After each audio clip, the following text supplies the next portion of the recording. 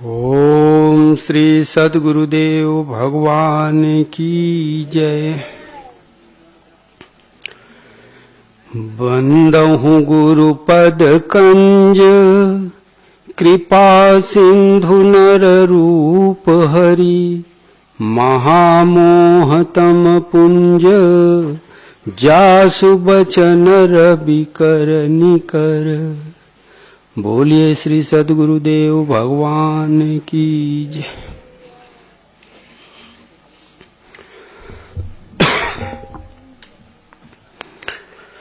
एक छोटा सा दृष्टांत है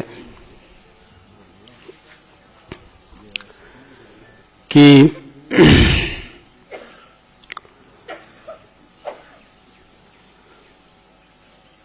एक बार एक आश्रम था, वहां पे एक तालाब रहा। तालाब में कुछ थी मछलियां,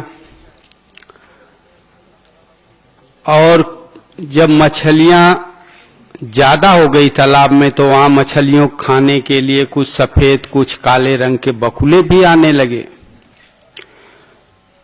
तब संत ने देखा कि ये बकुला सारे मछलियों को खाने लगे हैं, कहीं अधमरे पड़े रहते हैं मछलियां, तो उन्हें बड़ी दया आई। बोले हमारा आश्रम है, यहां ऐसी हिंसाजनक घटना होते रहती है, इसे हटाया जाए। तो दो चार लड़के लेके गए और पत्थर से सब बकुलों को मार मार के उड़ा दिए, ड्यूटी लगा दिए। जब भी बकुले आए तो मार के भगा दिया करो। तब बकुला आना बंद हो गए, कुछ कम हो गए बकुले। जब उस महात्मा का मृत्यु हुआ, शरीर छूटा,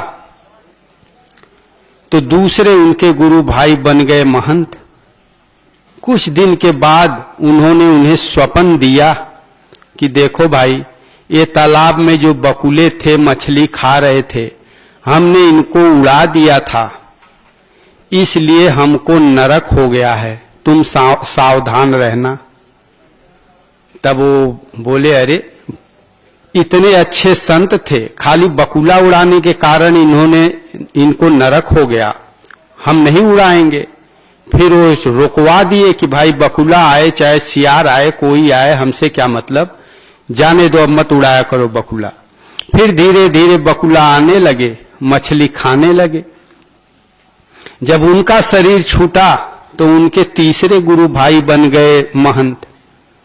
कुछ दिन बीता तो उन्होंने स्वप्न दिया, भाई देखो ऐसी बात है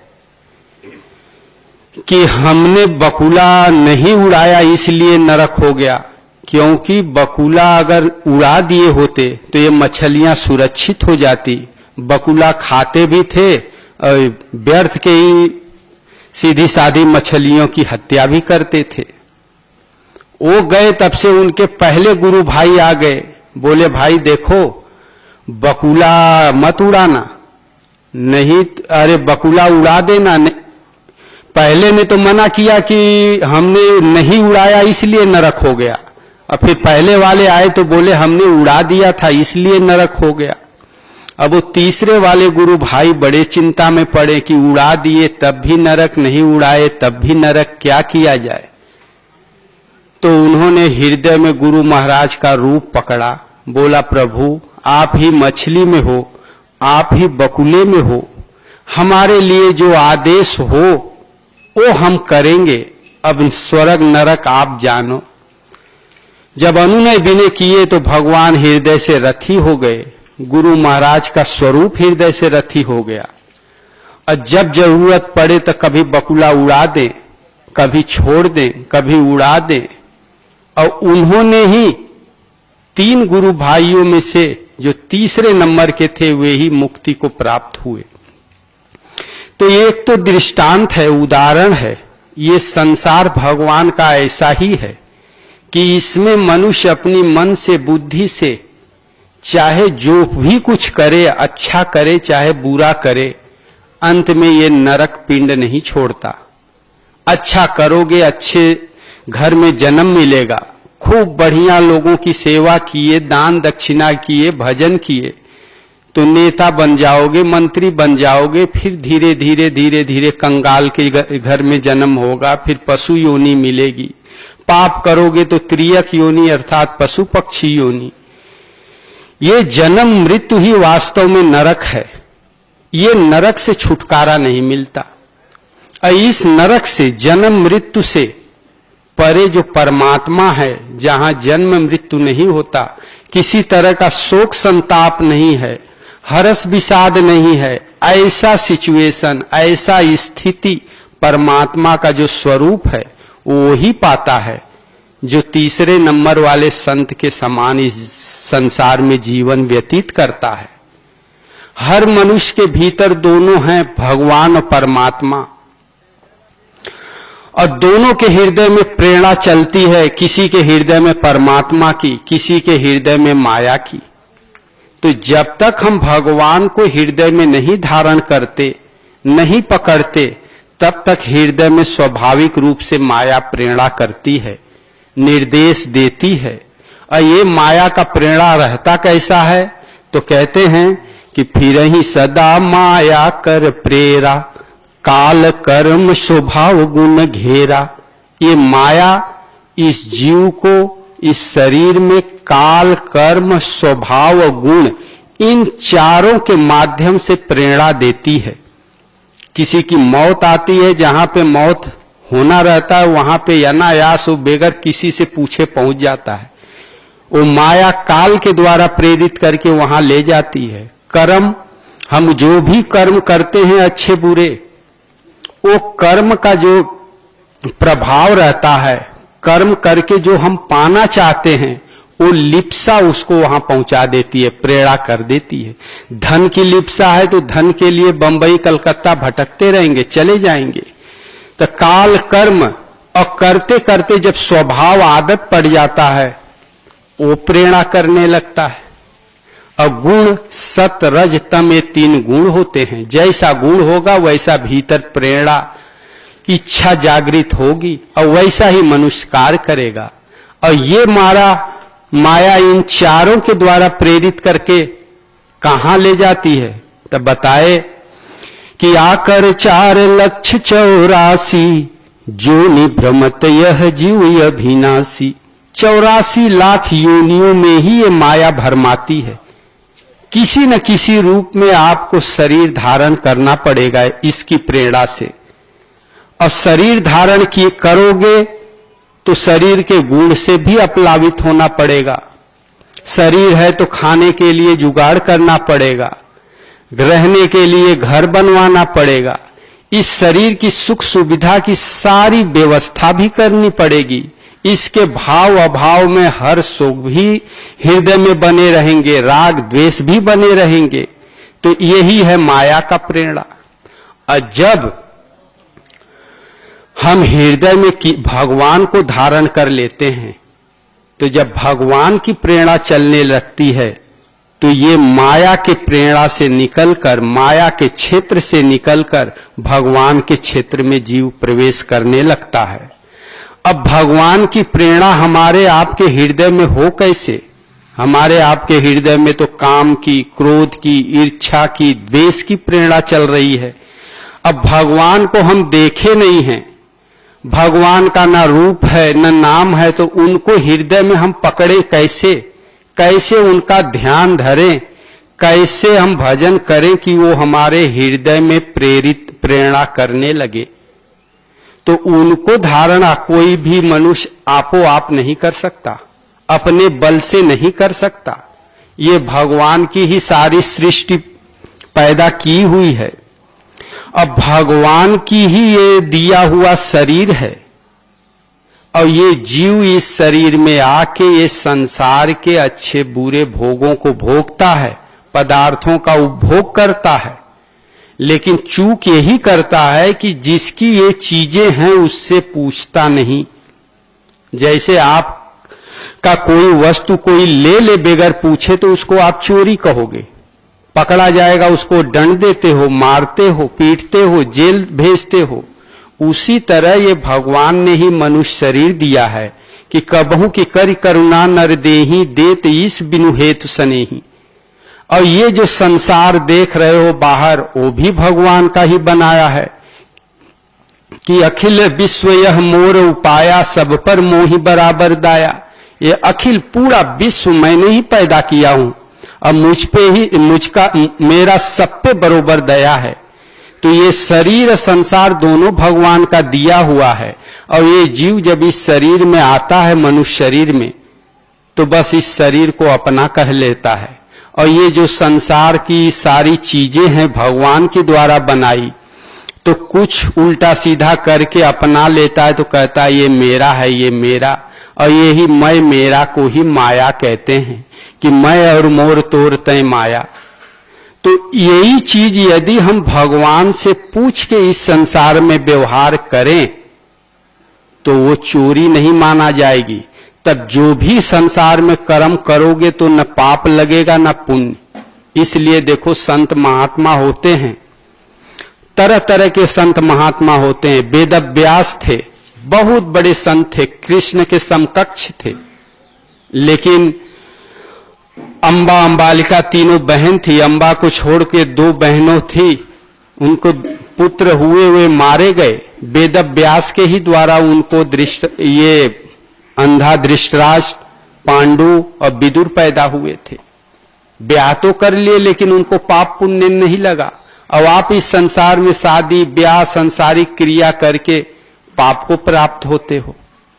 क्यों? क्योंकि उन्होंने पहले हृदय में भगवान को पा लिया। अब भगवान से प्रेरित होकर जो इस संसार में कर्म होता है, वो कर्म का पाप पुण्य उस भक्त को नहीं लगता। इसलिए भगवान कृष्ण ने अपने प्रिय अनन्य शिष्य अर्जुन से यही युक्ति बताई कि इस संसार में हम रहें, जिए, सब कुछ करें, लेकिन हमें पाप पुण्य न लगे। ऐसा कौन सी युक्ति है? तो ये युक्ति अपने शिष्य अर्जुन को भगवान कृष्ण बताए कि अर्जुन, यद करोसि यद स्नासि यद जुह्वसि ददासि यद तपस्यसि कौन्तेय तत्कुरुष्व मदर्पणम। अर्जुन, तो इस संसार में इस शरीर से जो भी कार्य करता है, व्यवहार करता है, यद करोसि यद स्नासि, जो खाता पीता सोता जागता है, असन माने भोजन होता है, यद स्नासि यद जुह्वसि ददासि, जो जुह्वत माने हवन करता है, ददासि माने जो देता लेता है, देना लेना का जो व्यवहार संसार में होता है, यश तपस्यसि, जो तपस्या भजन भक्ति करता है, वो कर। ये जरूरी अवश्य है, शरीर मिला है तो ये सब करना पड़ेगा, लेकिन मद अर्पणम, मुझे अर्पण करके मेरे निर्देश में मेरी प्रेरणा से कर। मान लो कि हमने प्रेरणा से की, सदगुरु हैं उनके से पूछ के ही हर चीज कर रहे हैं, तो उससे लाभ, तो कहते हैं शुभाशुभ फल एवं मोक्ष से कर्म बंधन है। जो इस कर्म से भले बुरे संस्कार बनते हैं, पाप पुण्य होता है, उससे तू मुक्त रहेगा, ये तुझे नहीं व्यापेंगे। संन्यास योग युक्तात्मा विमुक्ते माम उपस्यति, कि संन्यास योग धीरे धीरे मेरी प्रेरणा से चलते रहेगा तो धीरे धीरे संन्यास योग, सर्वस्व का न्याग, सभी कुछ का त्याग करके तू अंत में जहां मैं रहता हूं वहां पहुंच जाएगा, मुझे प्राप्त कर लेगा। और जैसा मैं हूं वैसा तू भी हो जाएगा। मुझे कर्म संस्कार नहीं बांधते, तुझे भी नहीं बांधेंगे। मैं परम शांति पाया हूं, तू भी परम शांति प्राप्त कर लेगा। ये युक्ति सदगुरु अपने शिष्य को बताते हैं और यही युक्ति है। लेकिन भाई इतने लोग, सब आप लोग भक्त हो गुरु महाराज को, खाना पीना सोना जागना लेटरीन बाथरूम सब कह रहे हैं भगवान कृष्ण की मुझसे पूछ के कर।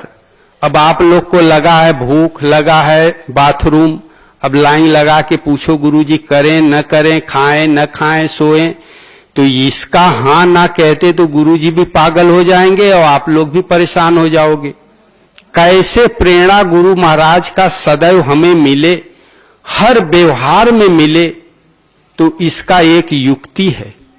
जो सदगुरु हैं यहाँ पे आप देखो, आते जाते हो, कोई समस्या लाओ तो जल्दी सुनते नहीं, माताओं की तरफ देखते नहीं, छूने नहीं देते। इतना व्यवहारिक जीवन में कठिनाई है उनके साथ बात वार्तालाप करना। अब उनसे आप आदेश लेके हर काम कैसे करोगे? इसका एक उपाय है कि ऐसे संत सद्गुरु होते हैं, उनमें एक विलक्षण गुण होता है। आप सुबह शाम उनको जैसे ध्यान धरते हो भगवान का, वैसे उनके रूप को हृदय में धारण करो, पकड़ो, उनके स्वरूप को पकड़ो और उनके जो श्रद्धा पूर्वक स्वरूप को हृदय में ध्यान करने लगोगे तो आपको महसूस होगा कि वही सद्गुरु एक अदृश्य शक्ति के रूप में हमारे हर चेष्टा के पीछे देख रहे हैं। और जब श्रद्धा पूर्वक रूप ध्यान करने लगोगे तो प्रेरणा देने लगेंगे।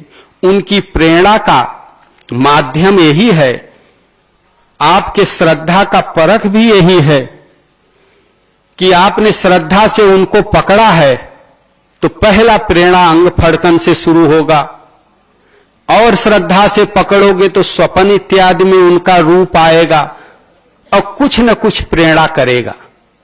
और ये ऐसा विलक्षण शक्ति है, स्वरूप है गुरु जी का कि 1 करोड़ यदि भक्त एक साथ उनका ध्यान धरें श्रद्धा के साथ, तो करोड़ों भक्तों के भीतर एक साथ उनकी मानसिकता के आधार पर ये निर्देश मिलने लगता है। धीरे धीरे जब श्रद्धा स्थिर होगी तो खाते पीते सोते जागते बैठते हर स्थिति में संकेत आपको मिलने लगेगा, और उस संकेत को पकड़ो और उसके आधार पे चलो तो न शरीर से, न मन से, न किसी भी परिस्थिति से आप टकराओगे लेकिन विफल नहीं होगे। सदैव मतलब सफलता आपको मिलती जाएगी। इस जन्म के भी कर्म संस्कार आपको नहीं बांधेंगे और पूर्व जन्म के भी कर्म संस्कार आएंगे, टकराएंगे, समाप्त होते चले जाएंगे और एक दिन संपूर्ण कर्म बंधनों से आप मुक्त होके भगवान जिसका नाम है उसे प्राप्त कर लोगे। तो भगवान को हृदय में धारण करने के लिए, उनका आदेश प्राप्त करने के लिए वर्तमान में जो सद्गुरु हैं उनके स्वरूप को पकड़ा जाता है।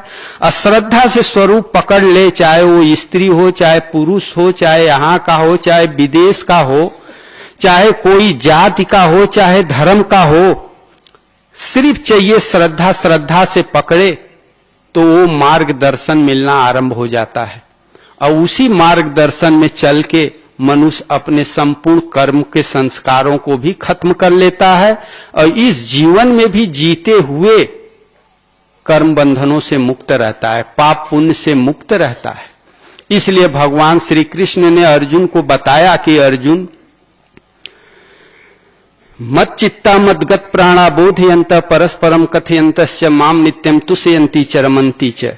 जो मनुष्य सबके लिए कहे मेरा ही ध्यान करता है, मेरा ही चिंतन करता है, मेरे गुणों का गान करता है, मेरे द्वारा जो भी हृदय में अंतर जगत में संकेत मिलता है उसमें ही रमण करता है, बोधयंत उसी ज्ञान के आधार पे चलता रहता है। ददाम बुद्धि योग कहते हैं, एवं सतत युक्ता भजताम प्रीतपूर्वकम ददाम बुद्धि योगम तम एन मामुपयांते। मैं उसे सदैव ऐसी प्रेरणा देता रहता हूं, ऐसा बुद्धि योग प्रदान करता हूं कि धीरे धीरे वो विकारों को काटते हुए भजन करते हुए मुझे प्राप्त कर लेता है। तो कैसे देते हो? क्या बाहर से वाणी से बोल के आदेश देते हो, उपदेश देते हो? कहते नहीं। तेषा मेवानुकंपार्थम अहम ज्ञानजम तमः नास्याम्य भाव ज्ञान भावस्थो नास्याम्य आत्म भावस्थो ज्ञान दीपेन भास्वत। उस पे कृपा करने के लिए जो जो वो मेरा ध्यान हृदय में करता है तो उसके हृदय से जागृत होकर प्रेरक बनकर उसके हृदय में जो पाप के द्वारा प्रेरणा चलता है, माया के द्वारा जो उसके हृदय में प्रेरणा चल रहा है, उस प्रेरणा को ज्ञान रूपी दीपक से खत्म कर देता हूं। अपने उपदेश से, अपने संकेत से उसे सीधा माया के जाल से निकाल के सहज स्वरूप की तरफ प्रेरित करते रहता हूं। बस श्रद्धा न टूटे, हृदय से उनका ध्यान न छूटे, तो ये प्रेरणा अनवरत चलते रहेगा। जागते, सोते, खाते, पीते, आप सो भी जाओगे तो भगवान स्वप्न में कुछ न कुछ आपको संकेत अवश्य देंगे, और उसी संकेत में चल के साधक इन कर्म बंधनों से मुक्त होता है। इसलिए गुरु महाराज का सुबह शाम ध्यान करना चाहिए। बोलिए श्री सद्गुरुदेव भगवान की।